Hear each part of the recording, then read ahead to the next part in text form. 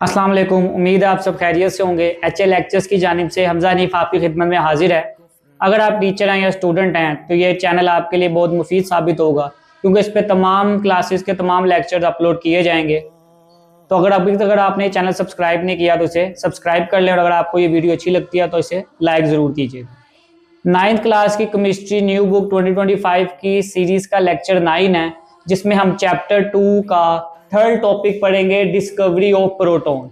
Most important long है, ये paper में आने के चांसेस हैं। जैसे पहले बताया हुआ है कि इस चैप्टर में 90 से 95% चांसेस हैं, क्योंकि एक लॉन्ग लाजमी है। तो इससे पहले हमने इलेक्ट्रॉन की डिस्कवरी पढ़ी थी, तो आज हम प्रोटॉन की डिस्कवरी पढ़ेंगे। प्रोटॉन ऐसे सब एटॉमिक पार्टिकल है जिनके ऊपर पॉजिटिव चार्ज होता है। तो ऐसी रेस प्रोड्यूस हुई थी जिसमें से उनके ऊपर पॉजिटिव चार्ज था। तो स्टार्ट करते हैं डिस्कवरी ऑफ प्रोटॉन। इसके दो पार्ट है, एक पार्ट एक्सपेरिमेंट का और दूसरा प्रॉपर्टीज का। लॉन्ग में एक पार्ट भी आ सकता है, दोनों भी आ सकते हैं, तो आपने दोनों तरह से इसको तैयार करना है। सबसे पहले ई गोल्डस्टाइन एक साइंटिस्ट था, इसने 1886 में ऑब्जर्व किया कि कुछ ऐसी रेज भी हैं जो इलेक्ट्रॉन के अलावा हैं। तो उसने कैसे डिस्कवर किया? इसने कहा एटम, इसकी रिसर्च जो थी वो इस पॉइंट पे बेस थी। इसने कहा कि एटम जो है ओवरऑल न्यूट्रल है, मतलब एटम के ऊपर ओवरऑल कोई चार्ज नहीं है, ना पॉजिटिव चार्ज है ना नेगेटिव चार्ज है, वो न्यूट्रल है। अगर वो न्यूट्रल है तो इसका मतलब उसके अंदर जितने पॉजिटिव चार्जेस हैं उतने नेगेटिव चार्जेस होने चाहिए। जैसे +5 और -5 का आंसर 0 होता है, सेम अगर जितने पॉजिटिव चार्जेस हैं उतने नेगेटिव होंगे तो वो कैंसिल आउट हो जाएंगे और ओवरऑल रिजल्ट 0 आएगा, मतलब एटम ओवरऑल न्यूट्रल है। तो इसने कहा, इसकी रिसर्च इसी बेस पे थी कि एटम इलेक्ट्रिकली न्यूट्रल है। इलेक्ट्रिकली मतलब इसके ऊपर ना पॉजिटिव चार्ज है ना नेगेटिव चार्ज है, न्यूट्रल है। इसका मतलब इसके अंदर सेम नंबर ऑफ पॉजिटिव और नेगेटिव चार्जेस होने चाहिए। नेगेटिव चार्जेस हैं तो इसका मतलब पॉजिटिव चार्ज भी होने चाहिए। उसने डिफरेंट सीरीज परफॉर्म की, एक्सपेरिमेंट की डिस्चार्ज ट्यूब के अंदर, और सेम गैस इसने फिलअप की। लेकिन इस बार इसने क्या यूज किया? परफोरेटेड कैथोड लिया। फॉर एग्जांपल ये डिस्चार्ज ट्यूब है, तो इसने यहाँ पे जो कैथोड लगाया, पॉजिटिव पार्ट लगाया, उसके ऊपर परफोरेटेड प्लेट के ऊपर पॉजिटिव चार्ज थी। परफोरेटेड प्लेट एक ऐसी प्लेट होती है जिसके अंदर होल होते हैं, परफोरेटेड करते हैं सुराख। तो इसने एक ऐसी प्लेट यूज की जिसके अंदर सुराख थे, ताकि उसमें से रेज गुजरे तो पता लग जाए।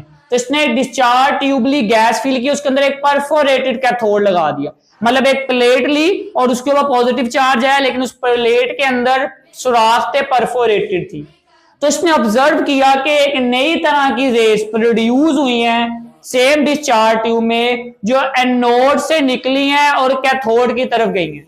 लास्ट टाइम रेस कैथोड से निकली थी और एनोड पे गई थी, तो हमने इनको कैथोड कह दिया था। कैथोड के ऊपर नेगेटिव चार्ज है, उनके ऊपर भी नेगेटिव चार्ज है।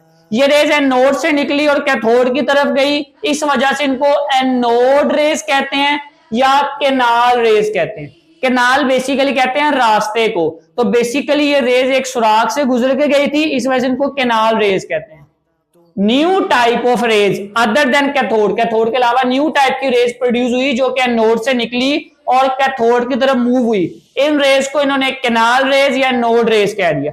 केनाल रेज क्यों? क्योंकि केनाल रास्ते से गुजरी थी, वो होल में से गुजरी थी, परफोरेटेड प्लेट से, इसकी वजह से उनको केनाल रेज कहते हैं। एनोड भी कह सकते हैं क्योंकि एनोड से निकली थी। ये था इसका एक्सपेरिमेंट।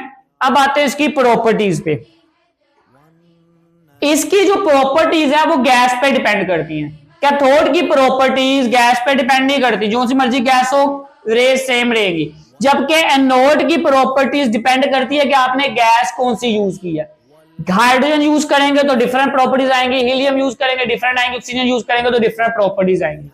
इसके अलावा इसने डिस्कवर किए गैस आइन जिसके अंदर हाइड्रोजन आइन भी थे। तो इसने अपने एक्सपेरिमेंट के दौरान डिफरेंट गैस के आयन डिस्कवर किए जिसमें हाइड्रोजन आयन भी थे, पॉजिटिव वाले। आयंस क्या होते हैं? जिनके ऊपर या नेगेटिव चार्ज हो या पॉजिटिव चार्ज हो। पॉजिटिव चार्ज और नेगेटिव चार्ज वालों को आयंस कहते हैं। तो हाइड्रोजन के आयन के, हाइड्रोजन के ऊपर पॉजिटिव चार्ज होते हैं। 1917 में रदरफोर्ड ने डिफरेंट एक्सपेरिमेंट परफॉर्म की और इसने प्रूव किया कि हाइड्रोजन का जो न्यूक्लियस है वो दूसरे भी न्यूक्लियाई में प्रेजेंट होता है। अब इस पॉइंट को गौर से समझ लें। हाइड्रोजन के न्यूक्लियस का मतलब है प्रोटॉन, न्यूक्लियस के ऊपर भी पॉजिटिव चार्ज होता है, प्रोटॉन के ऊपर भी पॉजिटिव चार्ज होता है। तो इसने कहा ये जो हाइड्रोजन का न्यूक्लियस है, ये जो प्रोटॉन है, ये बाकी सारे न्यूक्लियस, सारे एटम के न्यूक्लियस में प्रेजेंट होता है। इसका मतलब है हाइड्रोजन जो है वो फंडामेंटल बेस है, बिल्डिंग ब्लॉक्स है बाकी एटम के न्यूक्लियाई का।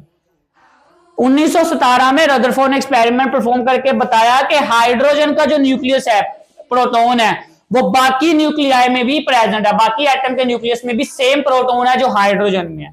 इसने ये कहा, इसने सोचा कि हाइड्रोजन का न्यूक्लियस या प्रोटॉन मेन फंडामेंटल पार्ट है तमाम न्यूक्लियाई का, और हो सकता है ये नया फंडामेंटल पार्टिकल भी हो।